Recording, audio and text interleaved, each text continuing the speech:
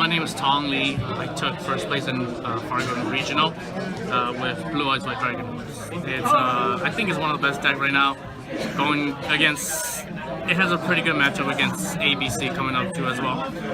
So the standard 3 Blue Eyes White Dragon, you have to play 3 in the build. It doesn't matter what type of build you're playing, you have to play 3. And then the standard 3 alternative dragon. Along with those, I'm playing 2 Dragon Spirit White. Some people opt to play 3, but I like 2 because you can actually loop it around with Return of the Dragon Lords and also with Sage and Silver Scribe. So you don't not really need that 3. Along with those, I also play the standard 3 Sage. And along with the standard 3 Sage is also the standard 3 Dragonstone of White. And then with that, you also play a standard Whitestone Legend. This is mostly run at 1 only because obviously it's searchable and it's a break hand if you play multiple. Hand trap wise, I play.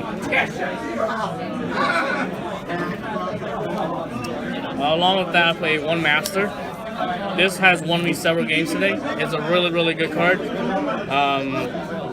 In my final match, I actually ciphered his. It was a mirror match, and I ciphered his Twin Burst, and I actually mastered from the graveyard, sending it to the graveyard to summon my Dragon Spirit White from the graveyard. This is a really good top deck card, especially if you normal that, and then add the Sage, and then summon another Blue Eyes from your deck. The standard double max C, obviously because it's semi-limited and it's too good this format to not play. And then the 1 Veiler because it is searchable, and going this format with cards that can dodge your targets is really not good to play more than 1. And it is searchable. You really use this against Magic Spectre. So. And the 2 Ghost Ogre. A lot of Blue Eyes build don't play this, but I do like the Ghost Ogre. Going against game 1 with Metal Foes and Pendulum deck, it really helps me. And the spells, I play the 1 Consonance. I like Consonance, but I don't like to see it that much because you actually cannot loop the small monsters as much as the big ones with the Stone of White. And then the triple trade. And then the 3 Return of the Dragon Lord, very standard. I only play 2 Twins Twister. Blue Eyes, I think Blue Eyes doesn't lose to back row that much because of the fact that you can loop the Dragon Spirit White back and forth with the Return and the Silver Scribe. So you actually don't need it. At most deck at this format doesn't run back row anyway. Metal Fold back rows are really just the combinations and the counter. And the only back row deck is Magic Spectre. I do side a 3rd one, just in that case. I play 2 Desires. I've tried it at 3 before, and I really hate it at 3, especially when you desire into a 2nd Desire and then into a 3rd Desire, which is really stupid. So I like 2 Desires because this card you want to see the opening hand. Other than that, if you're already winning, you kind of don't want to see this. I play 2 Dragon Shrine. Most build opt to play 1, but I like it at 2 because it helps you, just like how Desire works, it helps you set up your opening hand. It fixes your opening hand so that you can actually trade in or have alternatives ready. And then the triple Melody Awakening Giant is really standard. I opt to play 1 Silver Scribe because I don't like opening Silver Scribe, especially when you don't have any graveyard target. So it can become a dead draw. The 1 Raigeki because I hate Jowgen and Vanity's Fiend. As of right now, my main deck has 0 out to it, and Raigeki is the only out to Jowgen and Vanity's Fiend. So if I don't play this, I will auto lose against Metal Foes. The one soul charge is limited. If I can play 3, if I can play more of this, I would. And I only play one trap, which is Vanity's Emptiness. I used to play Strike, but I hate opening Strike going game 2, going turn 2. So Vanity's Emptiness is way better, as if you're only playing one trap. My side deck is the standard Galaxy Eyes. I actually opt to play both Photon and Cypher. I feel like if you won't go into one, if you don't go into one and you don't go into full armor, then full armor is a dead card in your extra deck. So if I play 2 targets, so if I go this and then to full armor, and then if I don't go into dark matter, I can go this and then dark matter. So those are my Galaxy targets. I play the Lancelot. It is a very clutch card, especially when you have in your opponent top deck. Lancelot will stop any play that they try to come back with. I play the Elsie. This card is really good, especially when you clear your opponent's board and you want them to start top decking. This card it kind of works like a Yatagarasu in a sense. The one Falgren, obviously I'm playing rank 8s, and it's one of the best rank 8 targets. And the standard Harbinger. I play 2 Dragon Spirit White. I don't like it at 3. I like it at 2.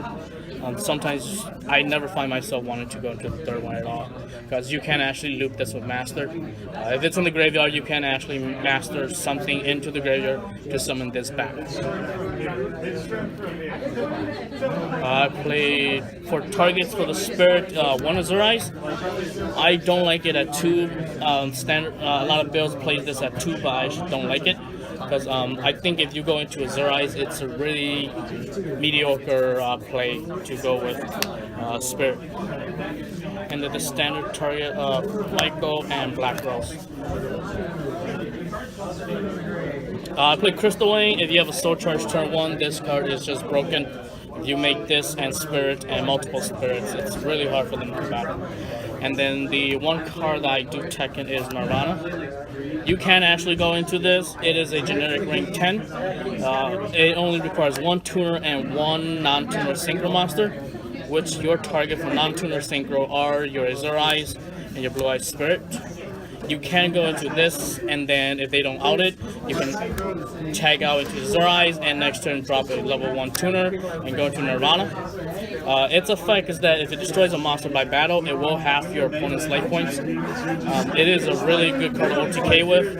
And also, going against Pendulum, if they somehow Pendulum summon a level 3 and leave it on board, I can Cypher it, and then go tag out into a Michael, banish something, synchro this, the level 3 Pendulum monster with Michael to go into this, and now we'll get its effect to add a 1 card from my graveyard back to my hand.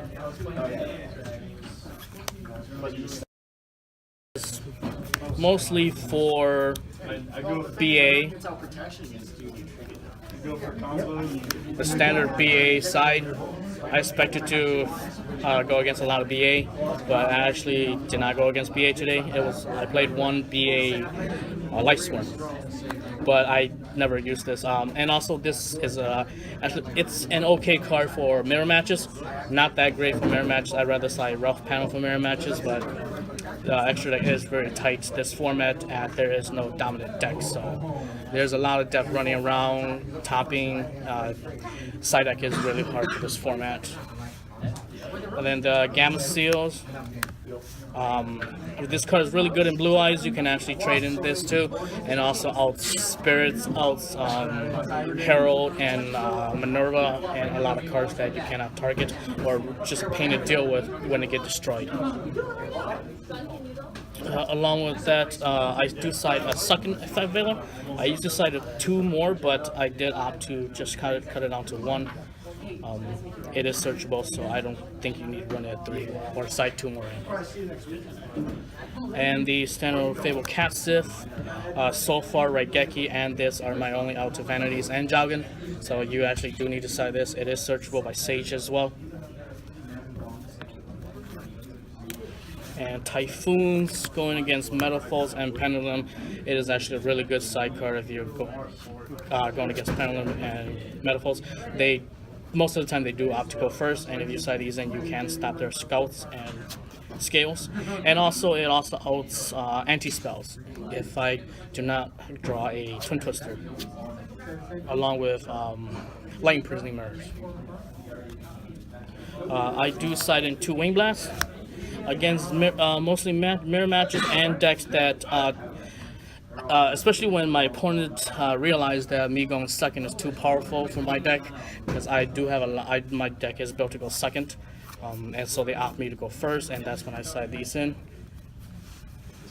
But these are really good opening if you're going first. And then the third Twin Twister, because Magic Spectre is running around, and also for rogue matches that plays a lot of back row. And then lastly, the 2 Lecter Pendulum Draco Overlord.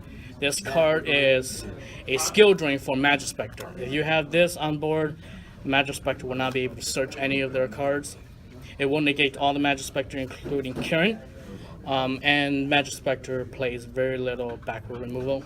Tempest cannot stop this because this is a spell. And Tornado does not target spell and trap. So if you have this on board, and because they have to tree with their monster off, if you put this on board and they pen it on the back, they won't gain any more advantage. That is everything. All right, thanks for the deck profile. Well played.